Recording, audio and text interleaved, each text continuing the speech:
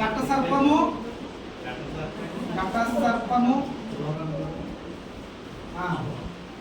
క్రూర మృగము అంత్యక్రీస్తు లేదా అబద్ధ ప్రవక్త. అంత్యక్రీస్తు అంట, అంత్యక్రీస్తు బ్రాకెట్లో అబద్ధ ప్రవక్త. వీళ్ళ ముగ్గురిని కలిపేమన్నాం దుష్ట త్రైము. త్రైమ్ అంటే 3 దుష్టులు. వీళ్ళ ముగ్గురు ఎవరెవరు? సర్పము, అబద్ధక్రీస్తు లేదా అబద్ధ ప్రవక్త. అంత్యక్రీస్తు అంటాడు అబద్ధమే చెప్తున్నాడు అనడానికి అబద్ధ ప్రవక్త అని పెట్టు. ఓకేనండి. వీళ్ళ ముగ్గురు ఒకటే అనడానికి మొదటిదేమో పరలోకంలోకి వెళ్ళి యుద్ధం చేసింది, తన్నులు తినడానికి ఎందుకు వచ్చేసింది. ఈడెప్పుడు తన్నులు తినేసాడు? హలో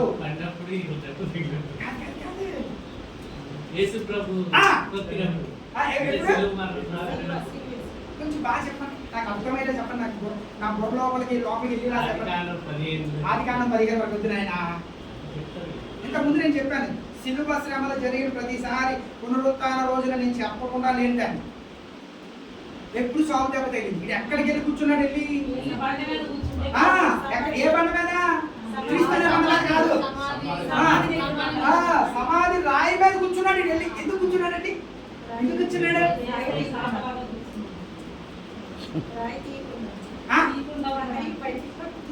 కాదండి, ఇంకొంచెం బాగా చెప్పండి.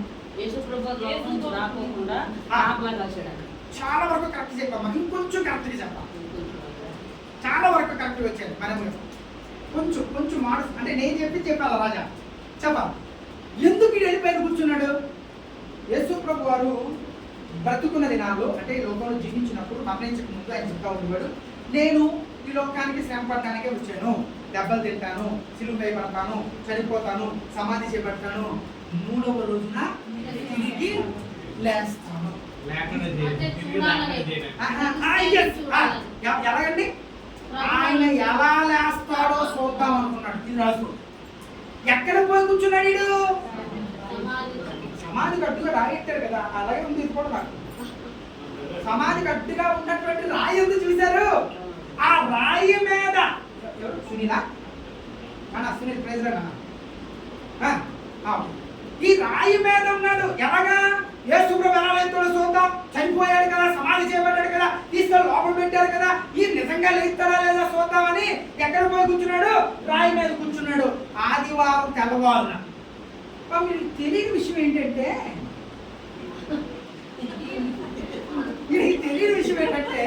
ఈ నెల్లి ఎక్కడ కూర్చోకముందే దేవుడికి ఈ నెల్లి కూర్చోకముందు ఇంకా 5 సంవత్సరాలు వీడు అదృష్టుడే కదా, ఇటు కనపడ్డు కదా, ఇక్కడ ఎక్కడ ఉండుంటాడు వీడు.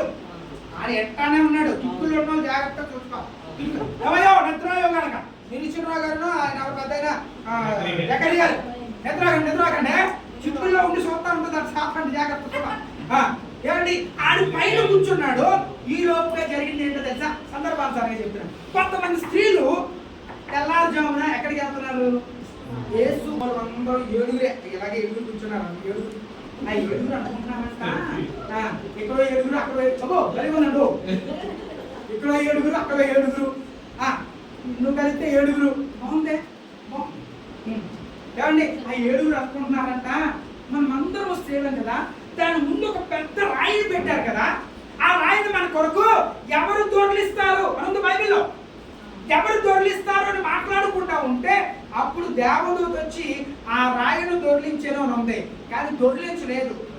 ఈడు కూర్చు కోపం ఎక్కువ. ఎవరికి ఎవరికి ఎవరికి మికాయేలుకి. ఎందుకు? ఆ చేయప్పుడు కత్తి అంతే. ఇంకొక ఆయన ఉన్నాడు అంత సౌమ్యమని, ఎవరైనా గాబ్రియల్. ఇంకో ఆయన ఉన్నాడు ఎప్పుడు బాగు చేసేయడానికి. ఇంకొక ఆయన ఎవరైనా రఫాయేల్. అని వెళ్ళండి. ఈడు వచ్చి ఆయన వెళ్ళిపోయాడు కదా, దీనికి అంత విశేషం ఉందని చెప్పి పరిగెట్టుకొచ్చో తొందరగా దేన్ని రాయిని. పాపం ఈ దేవతో వీడు ఆ పైన కూర్చున్నాడు అనే విషయం కూడా గాబ్రియల్ తెలియదు. ఈ పైన కూర్చున్నాడు. ఇక్కడ వాళ్ళ మీద కాలు వేసుకుని అవి కూర్చున్నట్టు వాళ్ళ మీద కాలు వేసుకుని కూర్చున్నాడు.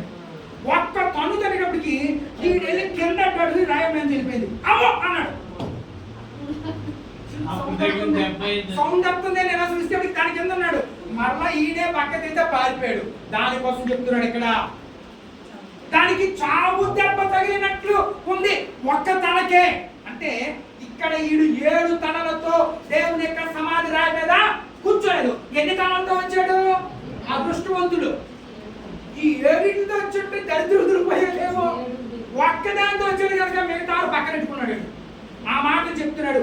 ఇది క్రోమరోగం ఉండేటువంటి విశేషం. ఆ చతుర్థుల్ని జాగ్రత్తగా రాసుకోవడం. అదేంటే 3వ వచనం, దాని తలలలో ఒక దానికి చావు దెబ్బ తగిలినట్లుండెను. అయితే ఆ చావు దెబ్బ మానిపోయెను కనుక భూజనులందరూ మృగము వెంట వెలుచు ఆశ్చర్యపడుచుంటది. 13వ అధ్యాయం ప్రకటన గ్రంథం 13వ వచనం. ఏమండి అక్కడ జరిగినటువంటి సందర్భం అది. ఏమండి ప్రజలందరూ అంట దీని వెనకాల వెళ్తున్నారట. విచిత్రంగా ఉంది ఈ మృగం. ఎలా ఉంది అంటే దానేమో ఒళ్ళంతానేమో చెత్త పుల్లాగా, నోరేమో సింహంలాగా, పాదాలేమో ఎలుగుబంటిలాగా. ఇదే క్రాస్ బ్రీడ్ ఏమో అర్థం కాలేదు నాకు.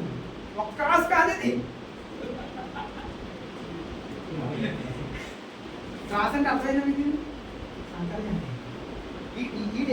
వేరే కదా